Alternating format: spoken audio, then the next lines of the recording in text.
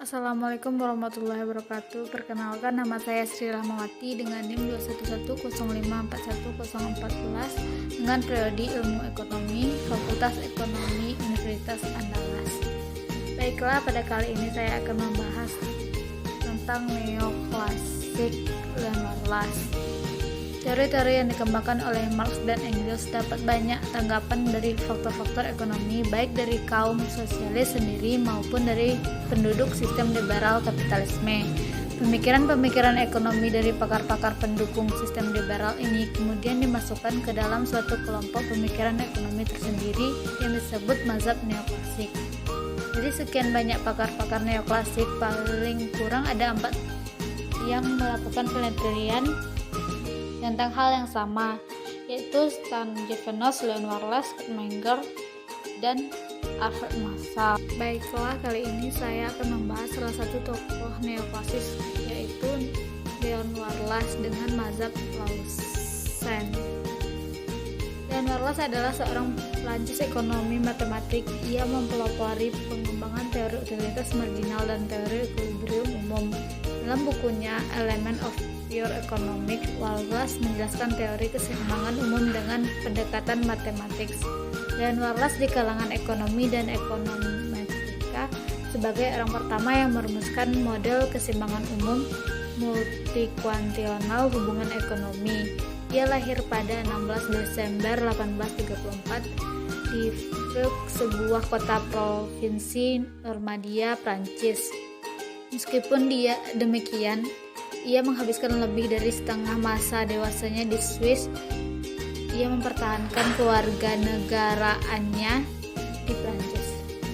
Wallace yang nama lengkapnya adalah Maurice Estrid Leon Wallace adalah anak dari ekonom Prancis Augustin Wallace. Ayahnya adalah seorang administrator sekolah dan bukan seorang ekonom profesional, namun pemikiran ekonominya memiliki efek mendalam pada anaknya. Dia menentukan nilai barang dengan menetapkan kelangkaan mereka relatif terhadap keinginan manusia.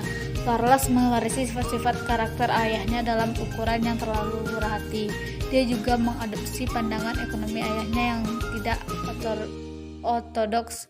Memang ayahnya adalah satu-satunya guru ekonomi yang pernah dimiliki Wallace.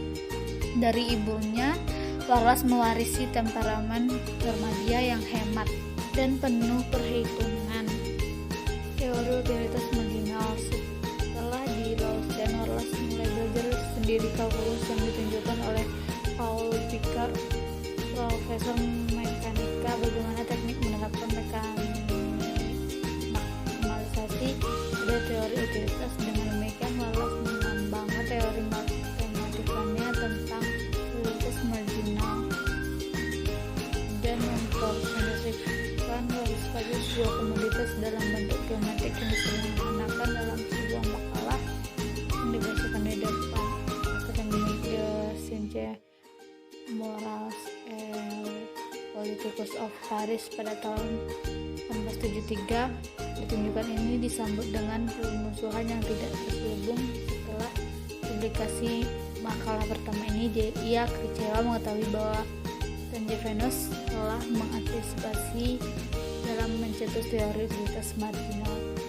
Wallace dengan hormat mengutamakan Jevons menghibur dirinya sendiri dengan refleks yang benar-benar adil bahwa dia telah melakukan lebih baik dari Jevons dalam membangun hubungan yang besar antara utilitas dan permintaan.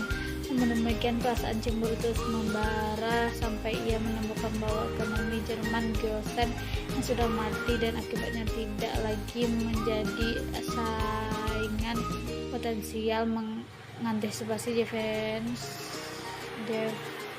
dan dirinya sendiri pada tahun 1854 untuk mencegah mengecewakan lebih lanjut dalam perlombaan untuk mendapatkan prioritas. Wallace mempercepat keputusannya. Teori keseimbangan umum. Selama bertahun-tahun Wallace berpikir bahwa gelar utamanya untuk ketenaran terletak pada utilitas marginal yang tentu saja lebih kuat dan elegan daripada Jevons pemagar. Dia tidak menyadari bahwa sebetulnya pentingnya karakter sistem keseimbangan umum sampai Baron memuji dalam jurnal studi ekonomi sebagai yang paling umum, yang paling komprehensif, dan paling harmonis yang pernah muncul. Sudah pada tahun 1870-an dalam edisi pertama, Clemens Warlas telah meletakkan dasar bagi metode terpadu yang terjadi dari teori pertukaran, produksi, penentuan modal, dan uang. Dalam revisi berikutnya dari Clemens, ia memperkuat model dengan menerapkan prinsip maksimalisasi utilitas di seluruh.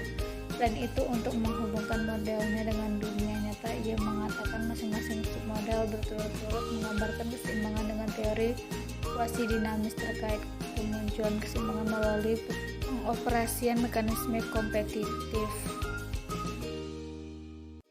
Dia menyebutkan proses penyesuaian otomatis jaringan pasar real ke keseimbangan salah satu Collins, yaitu meraba-raba tanpa arah sadar. Argumennya adalah bahwa proses itu akan mencapai puncaknya di bawah asumsi dalam keseimbangan yang stabil bagaimanapun adalah intuitif tanpa pembatasan dan dengan demonstrasi yang ketat. Lepas dari ini dan catatan lainnya, pujian dan konsistensi secara rinci yang tak relakan dalam karya perintis yang begitu besar dengan alat matematik primitif, model keseimbangan Warlas mendapat pujian tertinggi dari Joseph yang mengatakan bahwa sejauh murni yang bersangkutan, Warlas menurut pendapat saya yang terbesar dari semua ekonom. Teori keseimbangan umum mencoba menjelaskan perilaku penawaran, permintaan, dan harga dalam perekonomian secara keseluruhan dengan beberapa atau pasar yang berinteraksi dengan berusaha membuktikan bahwa interaksi permintaan dan penawaran akan menghasilkan keseimbangan umum secara keseluruhan. Teori equilibrium umum kontrak dengan teori equilibrium parsial yang menganalisis bagian tertentu dari suatu perekonomian, sementara faktor lainnya tetap konstan. Dalam equilibrium umum, pengaruh kontras dianggap non-ekonomi, oleh karena itu menghasilkan di luar lingkup analisis ekonomi. Pengaruh non-ekonomi mungkin tidak konstan ketika variabel ekonomi berubah, dan akurasi prediksi mungkin tergantung pada independensi faktor ekonomi. Harga yang membawa perjanjian permintaan penawaran ini adalah harga equilibrium, dan nilai-nilai fungsi permintaan dan fungsi penawaran pada saat itu menentukan konsumsi equilibrium dan produksi equilibrium. Ide dasar teori ini adalah bahwa selama tidak ada perubahan dalam kondisi eksternal, keadaan itu dipertahankan dan alokasi sumber daya ditentukan dengan cara ini. Di sini, jika total permintaan dan total pasokan disamakan, persamaan untuk jumlah barang diperoleh. Hukum Warlas mengarah ke satu persamaan dari yang lain. Di sisi lain, jumlah harga sama dengan jumlah barang, tetapi fungsi permintaan dan fungsi penawaran diketahui kurang dari jumlah barang karena harga barang yang dipilih untuk skala nilai mungkin. Berikut adalah contoh model keseimbangan di pasar barang dan jasa kurva IS dan model keseimbangan di pasar uang kurva LM. Model keseimbangan di pasar barang dan jasa serta pasar uang sekaligus disebut dengan model keseimbangan IS-LM dengan menggunakan titik potong kurva IS dan LM. Dalam model keseimbangan IS-LM tersebut terjadi keseimbangan umum. Keseimbangan umum terjadi pada waktu pasar barang dan jasa dengan pasar uang berada dalam keseimbangan secara bersama-sama. Saat terjadi keseimbangan umum, besarnya pendapatan nasional Y dan tingkat bunga I mencerminkan pendapatan nasional dan tingkat bunga keseimbangan yang terjadi baik di pasar barang, pasar jasa maupun di pasar uang. Untuk menentukan besarnya pendapatan nasional dan tingkat bunga keseimbangan dapat dilakukan dengan pendekatan grafis dan matematis. Baiklah, sekian pemaparan materi saya yang berkaitan dengan evaluasi dengan tokoh Leon Wallace dengan teorinya, teori keseimbangan umum dan teori marginal utility. Terlebih dan terkurang saya mohon maaf. Assalamualaikum warahmatullahi wabarakatuh.